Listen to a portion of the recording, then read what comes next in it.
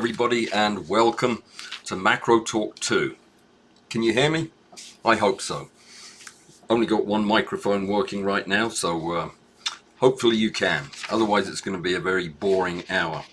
This is March January? Yeah, March the 5th, 2026, and this is Macro Talk 2.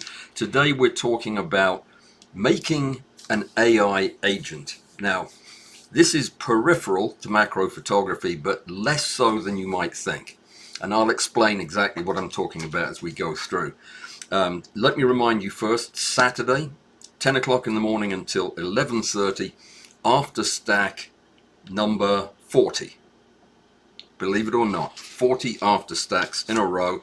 And this week we're talking about Photoshop and the stubborn stacking artifact. How to get rid of artifacts using Photoshop. Next Friday, crystal art with Harold Hall and myself. Boozy birefringence, I believe, was the homework, and that is making some kind of beverage into crystals and showing them off. That's what we're doing on Friday next week at 2 o'clock in the afternoon. Good. Your invitation for After Stack, by the way, is over on my website. It's in my blog post. I'm going to be talking about that post in just a moment. Next week, for those of you who are interested, we are going to be doing a head-to-head comparison between this odd-looking rig, which is actually a Zeiss Luminar 16mm photo macro micro some kind of lens. Anyway, it's a very specialized lens with a great reputation and also known to be very tricky to work with. We're going to be doing a head-to-head comparison between this lens at 5 times magnification and the Mitutoyo M-Plan 5X. That's going to be interesting. We're going to do that live, take some pictures, make some comparisons. Should be a lot of fun.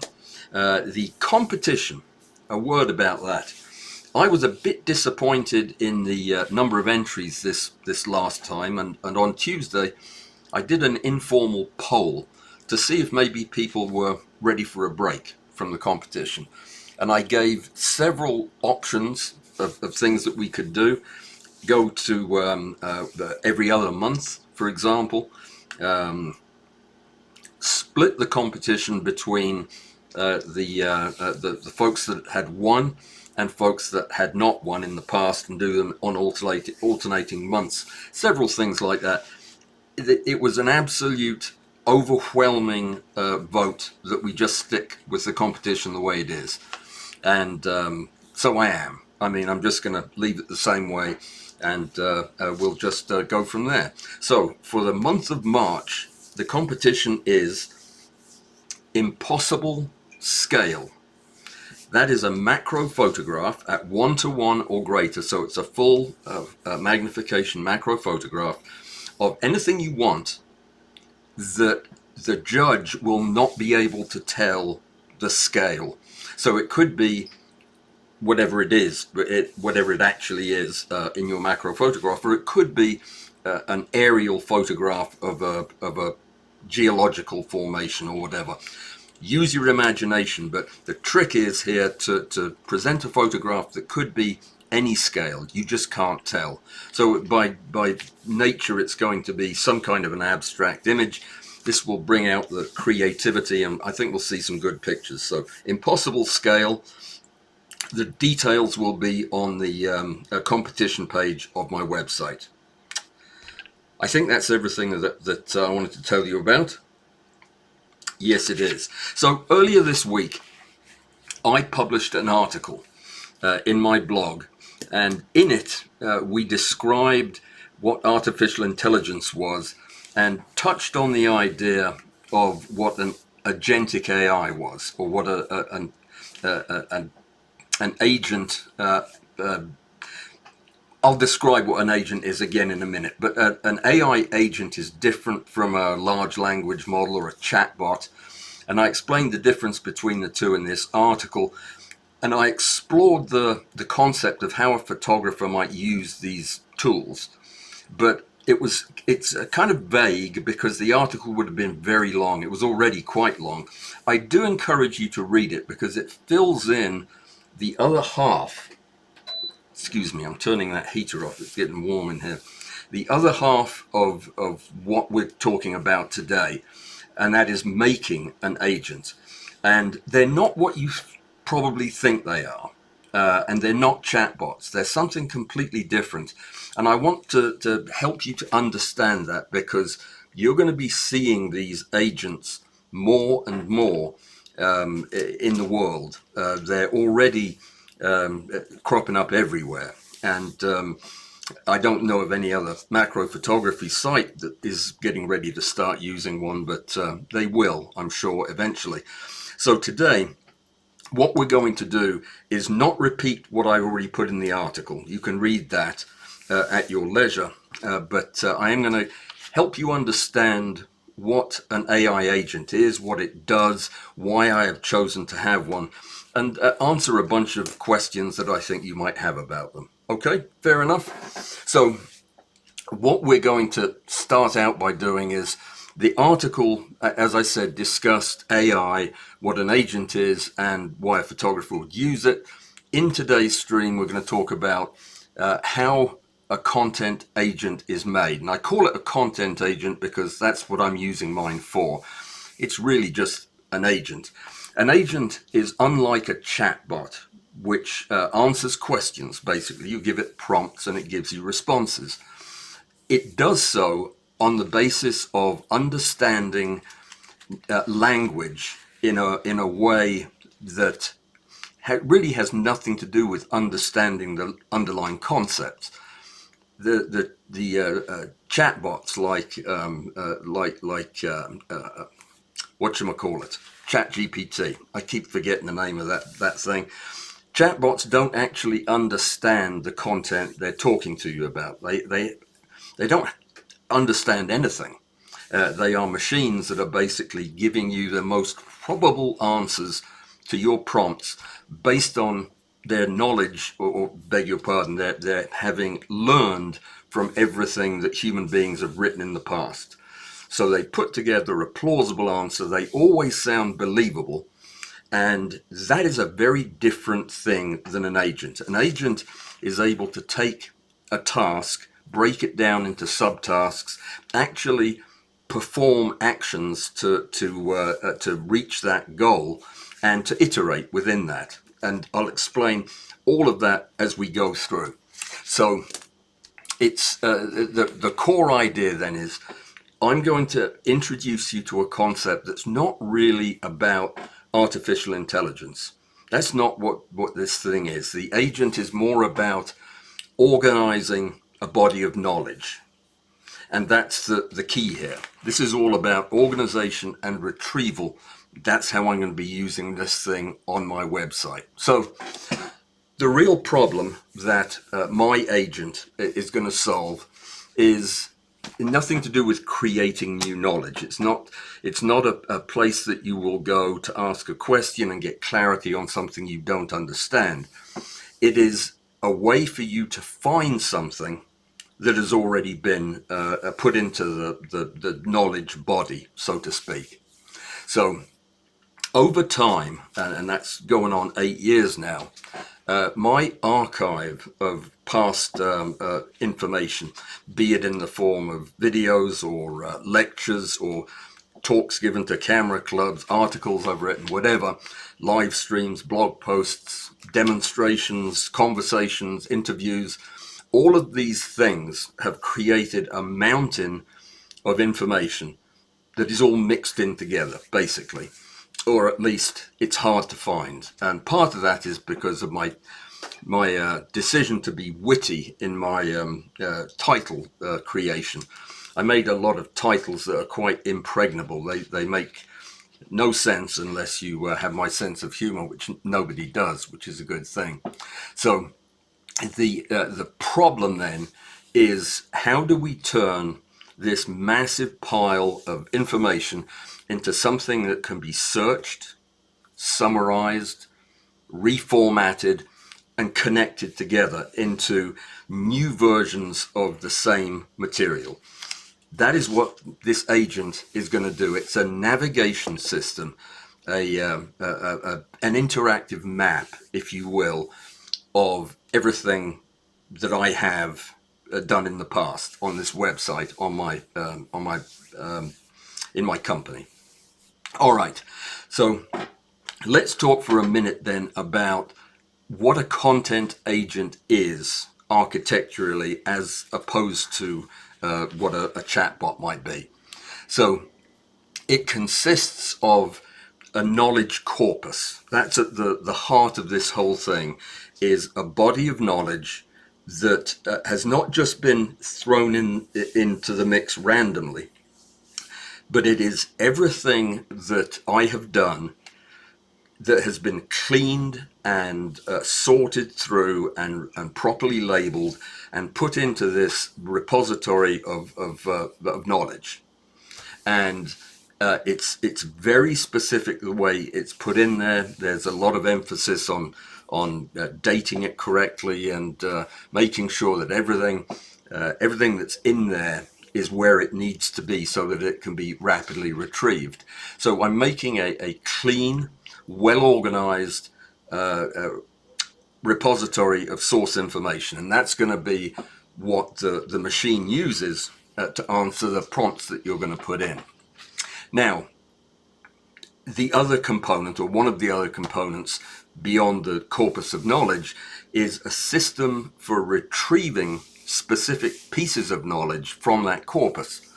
And what happens is, when you ask a question of the agent, it will retrieve the material based on relevance. So it will know what you're looking for, and it will go to the corpus, and it will already have a map of that and be able to retrieve the things that are relevant in an order of priority. The most relevant would be listed first. So the AI model does not invent an answer. It is not the same as a language model, though in some respects it is a language model. In fact, the one I use is called Notebook, and it's Notebook LM, which is a language model. But it starts by reading my material. So it has a complete understanding of everything that is in my corpus of knowledge and where it is and how it is connected. So AI is involved, and there is an AI part to the model. And what that does is it interprets the text that has been retrieved in answer to the prompt. And what it does is assemble it into a coherent kind of mini body of knowledge that answers your question. And then it formats it in the way that you want it formatted for the use you have for it. I'll explain this in a bit more detail. The model that I'm using, Notebook LM, does not know me, does not know anything about me. All it knows is the material that we fed into it. Interestingly, this type of agent also doesn't have any knowledge of the outside world. Its entire universe, if you will, is the content that I've put into it, which is my content. So it doesn't have a way to go onto the internet and check things or get additional evidence to add weight to a claim or whatever. It's only using my material. And this will be important, and I'll explain why in just a minute. The last part of this is the interface layer. That's the layer that you interact with. And probably the biggest surprise for most people is this next point that I'm going to make. When you put in a query into this agent that will be on my website, or a link will be on the website to take you to it, you will be prompted to put in a prompt. What is it we can help you with? What are you looking for? Now, interestingly, your prompt does not go directly to the agent. You do not interact with the agent. It actually goes through me, because I will have written a whole series of behind the scenes prompts that will be selected based on your prompt. You will write a prompt. I will translate that into a bunch of actions that will be used to interface with the actual engine underneath. This is a complicated part that has, part of the reason it's taken me longer to get this done is because these prompts have to be written by me, because I know what the the architecture of the knowledge corpus is, and I know how I want it to be delivered to you. So you won't interact directly with the model, I will, and that's what we call an interface layer. And the reason we do that is so that I can guide the question in a way that gives you meaningful information. Also, I can structure the response so that it makes sense in the way I would answer the question myself. And it also is a way for me to enforce rules about how information is interpreted and how we pass that back to you. It'll make more sense in a minute when I give you some examples. But basically, this interface layer is where I put my instructions in. For example, one instruction would be, if you can't find information on this requested query, on this prompt, then don't answer it. State that we don't have any information on that and make that the feedback, because a large language model would very probably just make up a lie. That is not what this agent is going to do, because of that interface layer. And there are several rules that will be in there like that. So you may think of the interface as a kind of a blank box that you just put your prompt into. And the truth is that poorly written or poorly focused prompts generally get poor results from engines like this. And where that is problematic is, if you put in a prompt that doesn't make sense, you're going to get out information that may not be relevant. It may pick other information because of the way your prompt was worded. The interface allows me to intervene between the two, knowing what is in the actual model. I'll be able to direct the device to the right area. So, examples of the structured entry points that you'll be able to pick. You'll be able to ask for particular outputs. For example, you may want to ask me a question. That will be one of the options. Or you might want to get an explanation for a technique. That would be an entry point. Generate a study guide. Create a checklist. All of these things you can ask for. And you can also just ask to find the original video. Alan talked about Zeiss Luminar, the lens. I'd like to find that video again. It'll find it for you and tell you where it is. So all of those will be entry points into the system that you'll have access to, and they will be explained to you at the interface. And what that does is, when you use an entry point, it triggers a pre-written instruction set from me that then plugs into what we call these operating procedures. Operating procedures are the prompts that I write to go to back up your prompt or to translate your prompt. Complicated, isn't it? I thought I could do this thing in 2 weeks when I started. We're on to our 3rd month, and I'm working pretty much full time on it. So the reason we do it this way is for consistency, so that you get clear formatting. You're not confused by the way the data is laid out, and everything should be tied to my material and in my voice. And we'll get to why that's important in a minute, and the distinction between using this to get information that you're looking for versus using a chatbot to get information about my content, and I'll show you why that is a much more risky process for you. So building the agent has so far taken, well, I shouldn't actually consider it all time taken to build the agent, because there have been many false starts and I've done the wrong thing and had to go back and start over. But step one was just defining what I wanted my agent to do. And what I wanted my agent to do was help you explore my content in a way that's meaningful to you. That is the purpose of it, is to give you a tool to find and use the stuff I've been teaching for 8 years in a way that's useful to you, for whatever your purpose may be.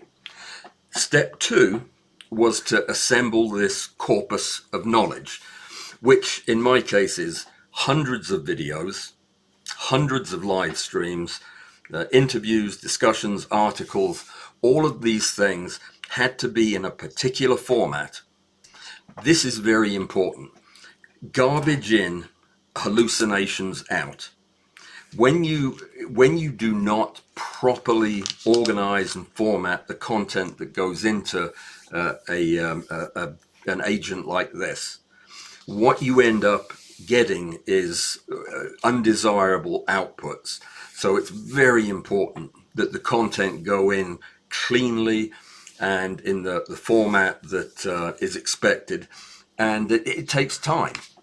I have to gather all of these different content types, and they are all different types of content: videos, audio recordings, as well as written posts and so on. And I have to translate all of those into a common language, which in this case is a written document. Videos become transcripts, audios or podcasts become transcripts, and my written material gets converted into a document that the computer can read. So all of that has to be done. Then the material that has been put in the corpus in step 3 needs to be cleaned and organized. By cleaned and organized, I mean, take this live stream here. There is nothing in that beginning part where I was telling you about what's coming up at the end of the week or next week. There's nothing in there that is going to help the agent answer your questions about AI agents. That is going to be in the body of this talk. So what I would want to do is trim out the parts that are irrelevant.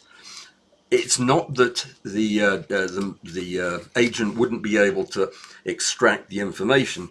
It's just it would add potential breaking points and confusion areas. So I would clean and organize the material, and that's what I'm doing now. As I put it in, I'm making sure that it's in a format that's consistent, and I remove irrelevant text and formatting, that type of thing. It all goes in as a plain text document. Step 4 is I design the user interface, which is what I'm working on right now. And this is how you will interact with the agent, what it'll look like, what it'll feel like, the steps you have to go through. I design all of that. In step 5, and this is probably the biggest step for me, is I have to write all of the operating prompts, the behind the scenes prompts that determine the tone of the answer, the formatting of the answer, the citations, how they're presented to you, and the knowledge boundaries.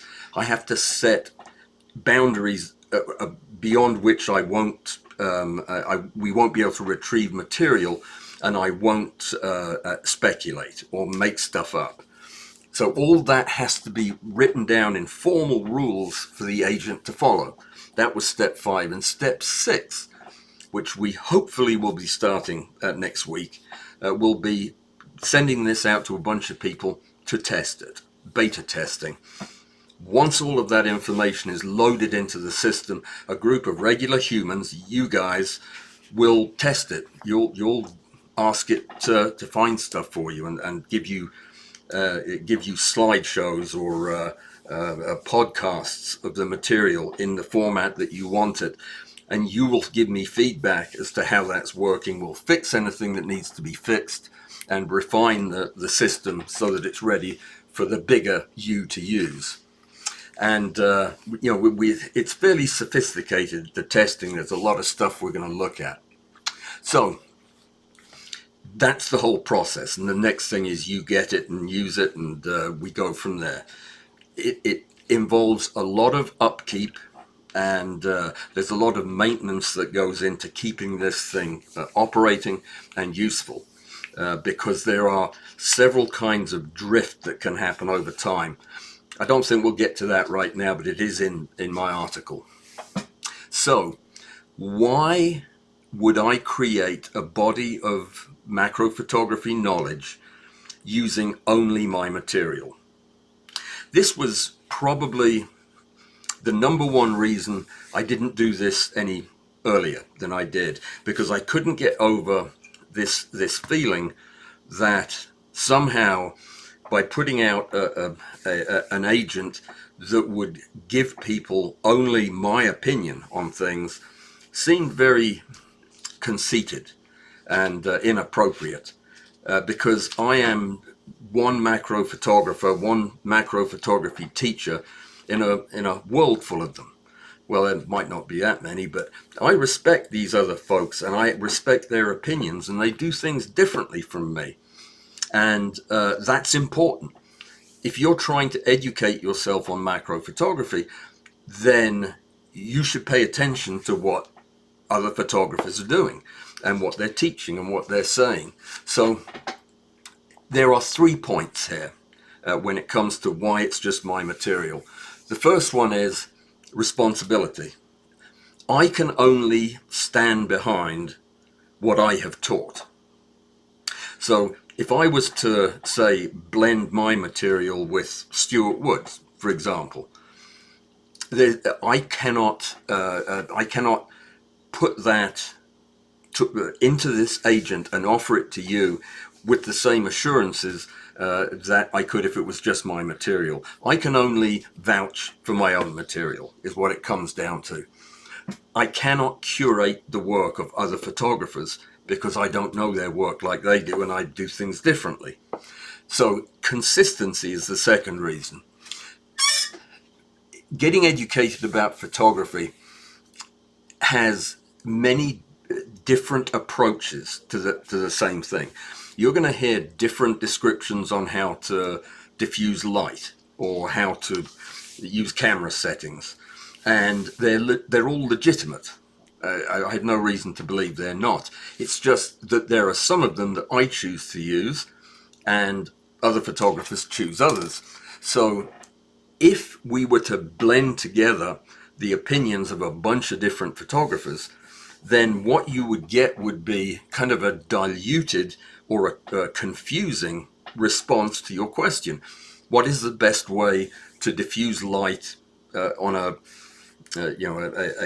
small subject in the studio? If you get my answer, you're going to get just one answer. You're going to get my best response to that question.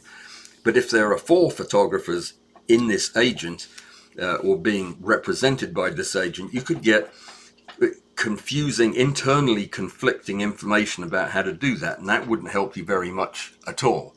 So in order to give you a coherent framework for your educational experience, we just keep it to the one input source, which is me.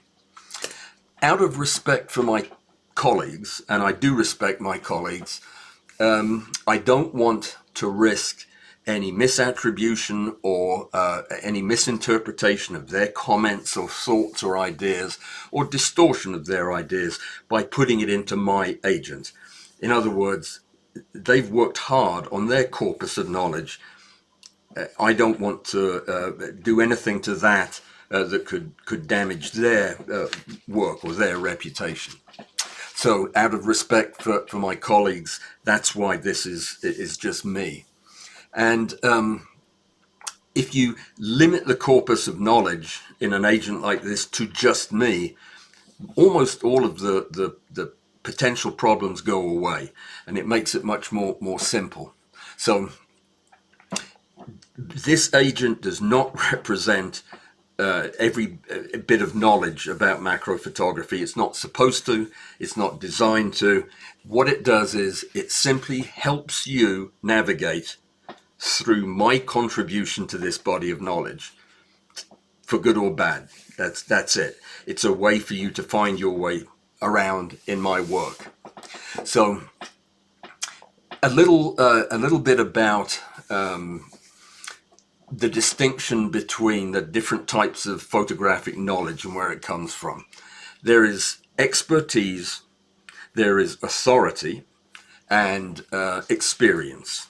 These are basically where your photographic knowledge is going to come from.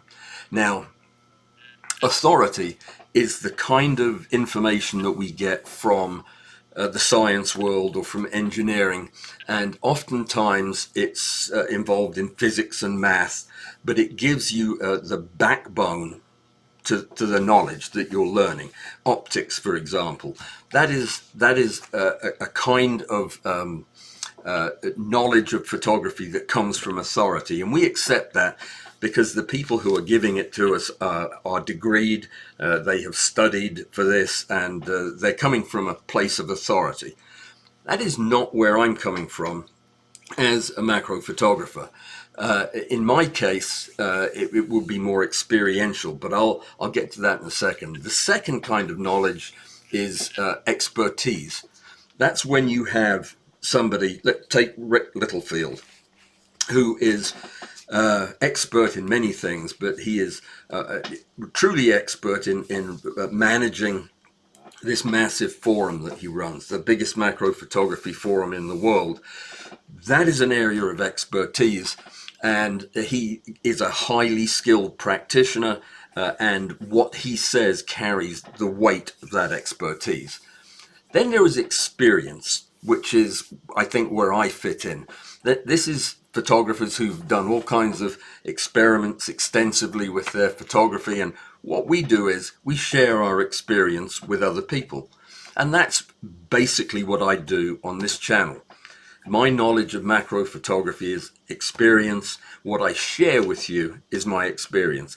There may be a little bit of expertise in there on some things, maybe combing a bee's hair or something like that, but mostly it's experience. And having that clarified helps, I think, for you to make sense of what the agent is actually giving you.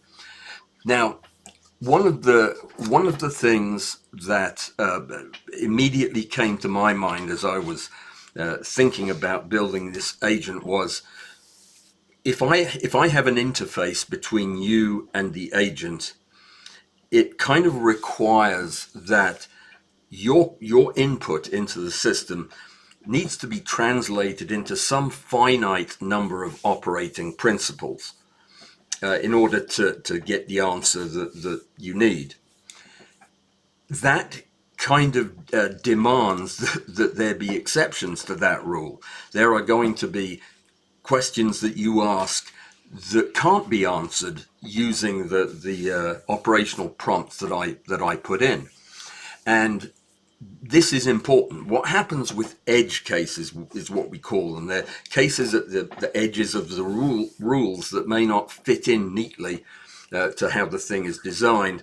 And what happens with really difficult questions that are complicated or multi-factor questions that are hard for the machine to follow. Well, one thing that happens with these kind of models is people are going to test it. People are going to push it to try and find where it breaks.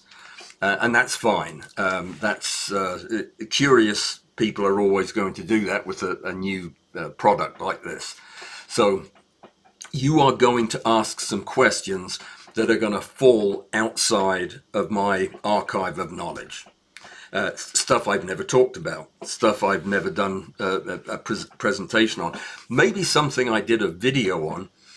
Remember, I have over 800 videos, and I can only put in 300 pieces of content into the language model to set up this agent. So there are things I have talked about that will not be in my knowledge corpus until I figure out how to bring them in. You can have 600 bits of content if you pay 10 times as much for the subscription. So I haven't done that. But yeah, so you could ask me something that I may have talked about but is not in the knowledge base. Well, the possible outcomes would be that there was no relevant material found. When we go looking for it, or when the agent goes looking for it, comes back and says, no, there's nothing on that. Alan hasn't talked about that in any of this. And maybe they'll find some partial answer, some reference maybe to something I said earlier. And oftentimes in that situation, the system just can't give a proper full response like it normally would. Now, I have set up this archive and this knowledge body so that when that happens, when I am asked something that my own content cannot appropriately answer, it is going to tell you that. It's going to tell you that that isn't covered in my archive for whatever reason. Basically, it's going to tell you, I don't know. I mean, I might know, but it'll tell you that based on the information we have, we can't answer that question. And that is absolutely crucial to understanding how an agent like this works. If you had the same issue with a large language model chatbot, it would just make something up. If it didn't know the answer, it would start hallucinating and give you somebody else's answer or some mixed up, made up version. So there is real value to these edge cases when we get asked things that we can't directly answer, because what it will reveal is, number one, gaps in the archive, videos that I really should have included because people are looking for answers to that. So that would be one value. I could then put in those videos into the corpus of knowledge, even if it meant removing some other stuff. It also tells me that it's something that somebody out there wants to know about. If they're making a query that we can't answer because the information's not in the body of knowledge, then maybe it does need to be in the body of knowledge. And if I haven't talked about it before, I need to. So it helps to identify holes. Also, if there's a possibility that I could use this to, I'm not going to go there. It involves another layer of engineering, another layer of complexity onto the agent that would be for next year or so. I could use it for planning my whole year ahead. In terms of laying out the subject matter that I was going to talk about, but that I'm getting way ahead of where we are right now. So there is value to edge cases. You are encouraged to try to stump the system if you wish, if you get bored just asking it questions. But yeah, that's something that we'll deal with a bit further on, I think. So these... people are going to ask about, why am I taking your time to talk about these amazing agents? Because it doesn't sound like anything you're ever going to use, right? Well, you very probably will be using them. You very probably are already using them on the consumer end, but you may well want to consider having one of these for yourself, because I think that many people, not just educators either, but many people who maintain a corpus of knowledge of their own. So that would include anybody who's been doing macro photography for years, and you have a portfolio of images and you have decades of experience. This would allow you to organize your work, your thoughts, what you have done, and look for patterns in it. It will help you to clarify your own work and get explanations for things quickly. And yeah, also to revisit ideas. If again, I'll use Rick as an example. This man produces a lot of written content in terms of responses to posts on his site. Organizing that corpus of information would be a gold mine for him, because he would then be able to instantly retrieve every bit of writing he's ever done on this particular lens or that particular subject. So there are real values to doing it, even if you're just a kitchen table macro photographer. It just makes your own experience and expertise more accessible.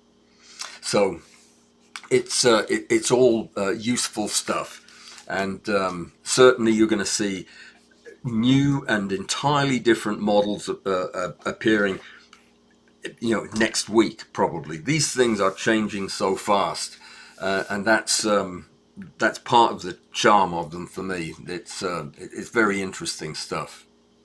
So there are a couple of questions that I would anticipate if you're following this, that you may have. And probably the number one is, I already have ChatGPT and I pay $10 a month for it. Why can't I just go on there and say, hey, find out what Alan Walls said about using the Zeiss Luminar lens? Give me a summary and give it to me in the form of a bullet list. And it could do it, probably. But the problem is it doesn't have a defined corpus of information. So it's going to look over the whole internet for anything that could possibly tie in to those keywords. And the problem is that when you do that, there is no architecture for the model to follow. So it's kind of thrashing around out in the internet, pulling in stuff that may or may not be relevant, may or may not be complete. Oftentimes, a general AI tool like a chatbot will give you broad, mixed up internet data that it can blend opinions from other people. So you get you get opinions from several photographers that are attributed to me in answering your question, and you get no consistency. Meaning, if you turn around and ask the question again 20 minutes later or 2 minutes later, it's going to give you a completely different set of answers. That's not what an agent is for. The agent is to listen to what it is you're looking for, and then consistently and repeatedly find that information and deliver it to you in the way you request. So it's not going to come up with different answers the next time it does it. It's going to come up with the same answers because it's going to be following the same rules, and it's within a closed system of my content. This is so important, because what it is doing is it's retrieving information from a curated archive, an archive that I curated. I put this content in, I labeled it and dated it, and I know when these things were said, and I know when my opinions have changed over time. And I have written instructions in this agent that when there is a conflict between something I have said in the past and something I have said now, to use the most current version as the canonical version, or the final version. Final in the sense of until I change it again. But it's also not going to throw away the old information. It will tell you, but a year ago, Alan thought this, and this is what has changed and why. So it really is something that you could not do with a regular chatbot that had access to the whole internet. The advantage here is not having access to the whole internet. Then another question I think that is going to come up is, doesn't limiting the information on this agent kind of make the information biased? Well, yeah, it's biased because it's only my information that's on there. It goes back to the responsibility thing, why it's just my information. I can only stand by my own material. I can't curate every other photographer's material, and mixing different teaching systems can result in confusing outputs. So yes, it is biased towards my material, but that is because it's my agent. Think of it this way. If you have a book and in the back of that book is an index, do you expect to find in that index page numbers for material in other books? No, of course you don't. You expect it to be limited to the book that is in front of it. And that's exactly what my agent is. It is relevant only to my content that I produced over the last 8 years. Don't expect to find the opinions of other photographers, because it's irrelevant to what we're doing here. One way to think about it would be, I'm not trying to represent the whole field of macro photography. I'm trying to help you explore my contribution to it, if you want to, if you feel that would be helpful. Another question, we've got time for a couple more of these that I think are fairly important. What happens if you ask a question of the agent that can't be answered? It's one of those edge cases that we are talking about. And this is so important in making the system trustworthy for you so that you can believe it. And that's when I can have the agent tell you honestly, we don't have that information in the archive, because you would never get that from a chatbot. And you have to be able to trust this. If you're going to use it, you have to be able to have faith in it giving you the best information that it can. Now, if you look at this all together, it sounds different than when I introduced this concept. Before I truly knew enough about it to talk about it, I kind of described it as a little bit of a magical thing where you could just put in any old question you wanted about that had any reference at all to my content, and it would give you an answer just like a chatbot would. That is really not what it is. It's more structured than that. It is still going to feel like you're interacting with a chatbot, because you will have a prompt box that you will write in what you're looking for, and you'll get output that seems fairly magical in that it'll happen quickly, and you'll get it in the format you're looking for.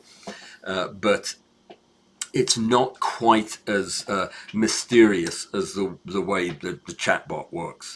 I mean, this is basically like having an archivist, a librarian, a research assistant working on my team and helping customers that were looking for certain blocks of content, showing them where they could find it and how they could organize it. It's just doing all that mechanically behind the scenes very, very quickly using all of this new technology. So be patient. It's going to probably take 2 weeks of testing, and then a little bit of time after that to correct things that I find that I think should be corrected before the release. And then the release will come. The landing page will be on my website. You will go to my website or through the app, the web app, Walls. What is it? It's walls-app.com, something like that. I forget. I'll have to write it down. But you'd get there through one of those methods, and you'd arrive on the homepage. On the homepage, it's going to tell you what is going on, what this is, what the agent is, and it'll give you instructions on how to enter a query, which you will then do. It will be that page will have a link that takes your prompt over to where my agent is hosted, which is going to be a Google Gemini property over at Notebook LM. That's where the processing will be done, and then your results will appear on that page of my website. So to you, it will be one-stop shopping, but I'm not going to actually host the thing on my website. It's just going to be a link. But you know, your experience with it hopefully will be good, and you can use it to you know, improve the educational experience of being part of this channel. Really, it'll help you target where you want to find new information, or if you're interested in a particular thing, you know I've talked about it, but for the life of you can't find it. You can get all of that information delivered to you in the format that you want, and you can immediately have access to it. Keep an open mind, and you know, encourage other folks to use it. The more it's used, the quicker I will be able to improve it. And I will be improving it. I'll be removing content and adding content. I'll be revising the behind the scenes stuff so that you're getting more accurate answers. Whatever needs to be done, it will be an ongoing process. And of course, I will be adding new content as I do live streams and videos. That content will go in as well. So it will be very much a living document and a dynamic thing. It's vastly more work than I expected it to be. I don't know why at my age I would look at something like this and assume that it would be quick and easy to do. You'd think by now I would just assume that it was going to be complicated and time-consuming and difficult until proven otherwise. But no, it is difficult to do, and I don't understand it because I'm having to learn new stuff every day of the week to get this done. By the way, this is an article that I discussed. A viewer sent this to me. For the life of me, I can't remember who sent it to me. It'll pop into my head in a minute, but it is an absolutely fantastic article. I think it was written by a bot itself, but it's about the different language models that are out there that people are using: Perplexity and Claude, Grok. You're familiar with all of these, Gemini, and it explains how they differ from one another, what makes them unique, and what they're good at and what they're not good at. I am going to post this in my blog on Monday or Tuesday of next week so that you can have access to it. I have no idea where it came from. Honestly, it doesn't have a human's name on it, but it's worth reading. It really is. So I'm going to run back over to our own chat here and see if anybody has any questions about this complicated thing. Janksy's here from Transylvania. David from Winthrop. David, welcome. Glad you're here. Arctic Penguin from the Seattle area, where I'm sure it is raining. Is it not? Does it not rain almost every day there? I read somewhere that it did. I hope that's not true. Roy is here from Worcestershire, also known as Worcestershire in the UK. Roy, welcome and congratulations. You'll know what I'm talking about. Ingolf, greetings. It's already spring in Germany. How about that? It's not spring here. It's rainy and cold here today. Demetrius from Greece. I was watching a YouTube video this morning about Greek sausages. Yeah, don't ask me why I was watching a video about sausages on a Thursday morning. It just popped up on my feed and it was quite fascinating. Alistair's here. Good evening, Alistair. Glad you made it. And I want to thank Alistair. I don't do this nearly often enough. And Amy and Bud also. These are my volunteer bouncers. They do everything behind the scenes to keep our chat clean and functional, and they're a huge help. Alistair has done so many things to make this run smoothly, so I'm super grateful to you. Thank you again. And let me see, Pierre from France, glad you're here. It's wonderful having people from all over the world watching. Anita is here from the Netherlands. Glad to see you here again. And let me see, Art, greetings. Glad you made it. And anybody I missed? Bill from Seattle also. Good to see you, Bill. Lovely spider, by the way. Very impressive, very scary. Rick liked it a great deal. He and I were looking at some of those pictures, and he thought it was excellent. So, at Alan Walls, that's me, David asking a question. Photography, oh no, will the AI model or agent be running the used equipment? Oh, the used equipment initiative, yeah, the second light. The second light project, which is the equipment exchange thing that I am working on, has had to take second seat to getting the agent launched. This is taking up every free minute or every not free minute of my waking existence, and I am awake most of the time because of it, and I can't do both. I simply don't have the bandwidth to get them both done. I have most of the preparatory work done. All I need to do is get the website done, and I am working on it. But it's going to, as soon as the agent is launched and the beta testing is over, I'll be free to work on that and get it done. So I do apologize. I probably shouldn't have announced it as early as I did, but thank you for bringing it up. Let me see. 12 likes. Thank you. That's great. Ian, glad you're here. Ian, I've added you to the beta testing list as requested, and that's all good. And Bill says, yep, it does rain in Seattle frequently, just not daily. I was thinking about doing a residency up there, and I was talking to somebody, and they said, yeah, it rains every day here in Seattle. And my wife wouldn't let me go up there to interview. Now you know. She didn't like the rain that much.